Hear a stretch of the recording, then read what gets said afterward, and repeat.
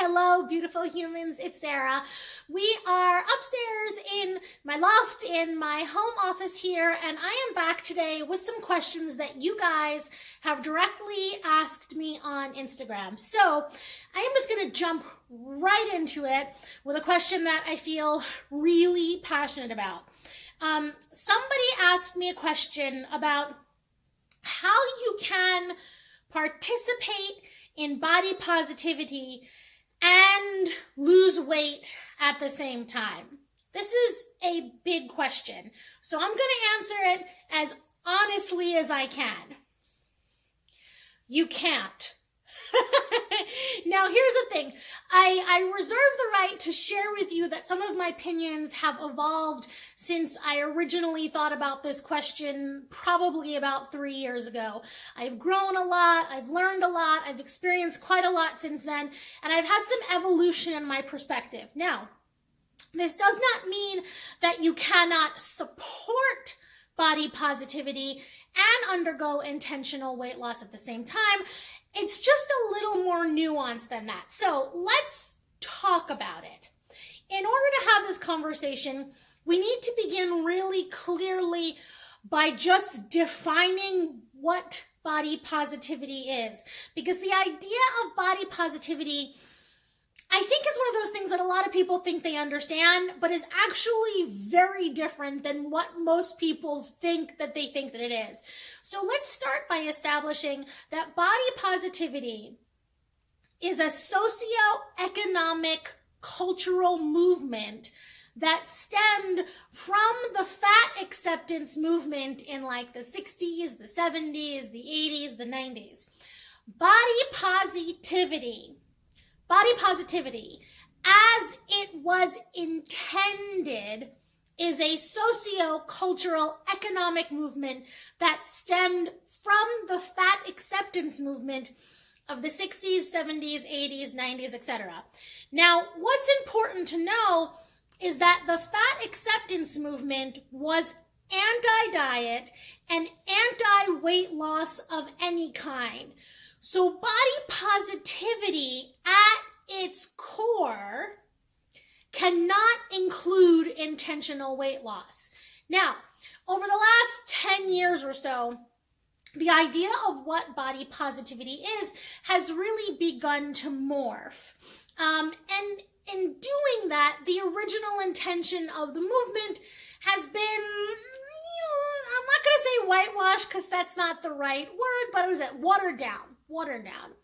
And in many instances, the idea of body positivity has been usurped by mainstream brands or those individuals for whom the movement was never intended to address. So the idea of body positivity was always designed to empower fat bodies that were on the fringe of society.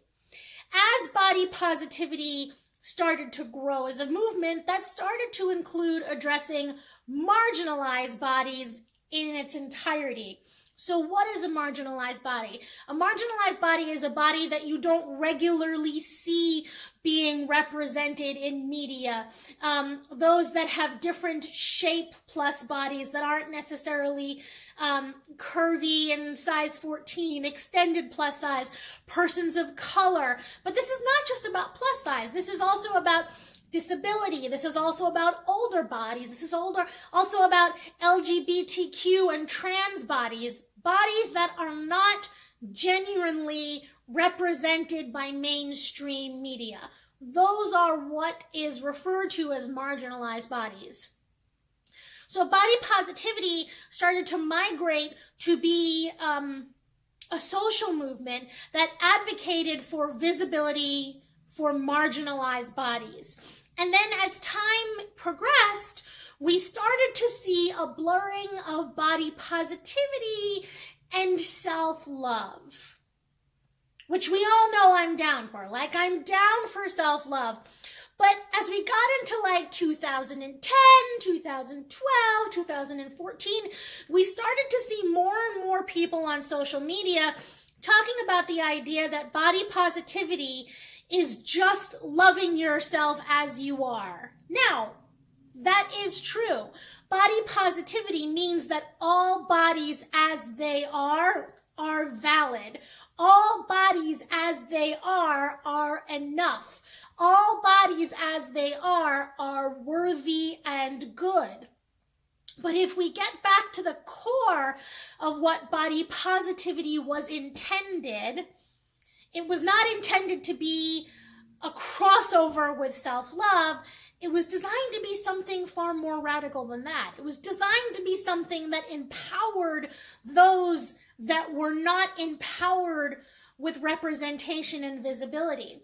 So the more that you have mainstream bodies, straight, Caucasian, slender, cisgender, bodies that are more regularly empowered in the media, the more you have those bodies kind of standing behind the idea of body positivity and using those expressions, I love my body, when they're using that to describe parts of bodies that are super seen all the time, that tends to wash over and speak over the bodies for whom the movement was originally designed to intend to empower. I think I made sense when I said that.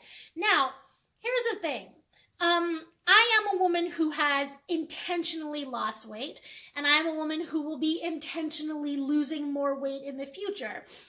Do I believe that there is 100% a difference between intentional weight loss and diet culture? Absolutely.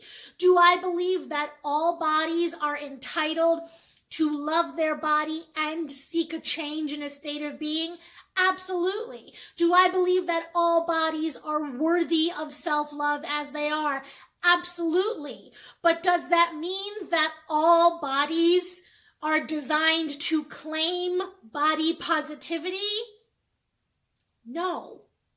We can all appreciate, we can all learn from, we can all understand the tenets of body positivity, and we can all honor the tenets of body positivity, but we have to remember that body positivity at its initial creation was designed to empower a very specific sector and section of the population, those that were not empowered by mainstream already. So here's the thing. Do I 100% want everybody out there to feel completely valid and valuable as they are? Absolutely. Do I want everybody to feel that their body is worthy?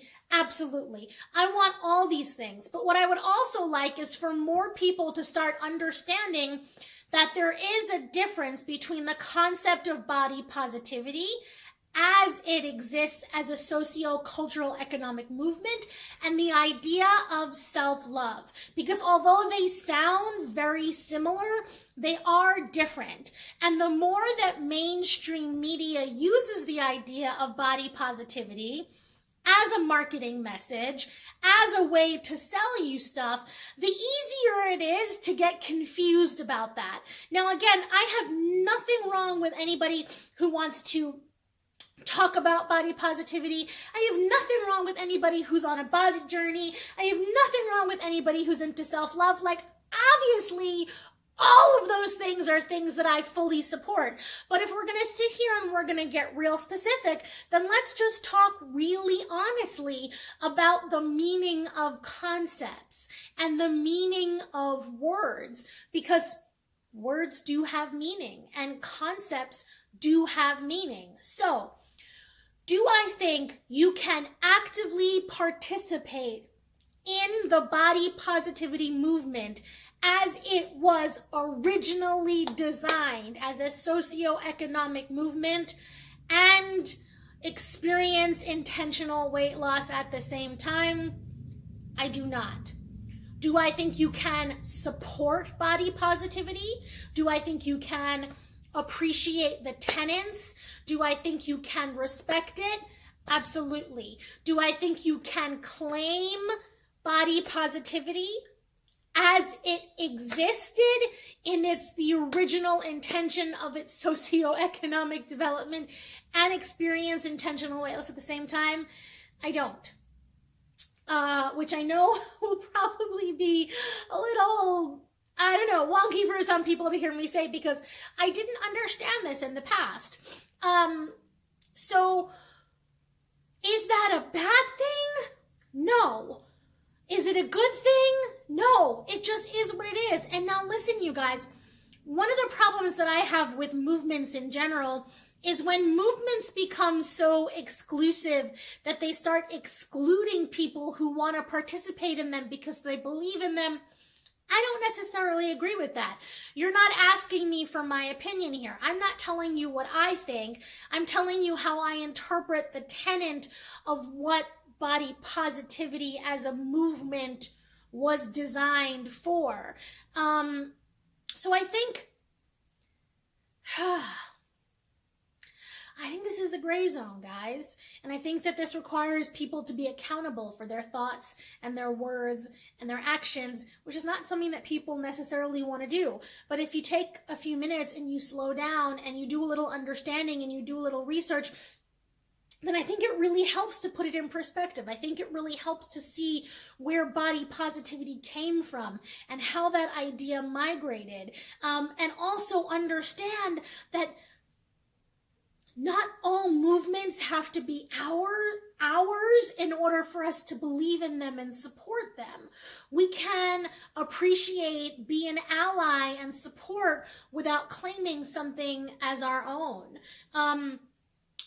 Which is one of the reasons why I'm trying to be super out here and be outspoken about the idea of weight loss with love. Like, how do you create transformation in your body outside of the confines of diet culture? Well, nobody's really having that conversation. So I'm going to try and fill that niche and have that conversation, right? So here's the thing, you guys. I encourage you to just take a few minutes, think about how you either support body positivity, play into it, maybe subconsciously play into it. Think about how your body relates to those for whom body positivity was intentionally designed to interact with.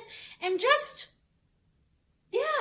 be willing to see where you stand. Be willing to see yourself with honesty. I think that's really important. So I hope that helps, and I hope that answers the question, and I will talk to you guys soon. Thank you. Mwah. Bye.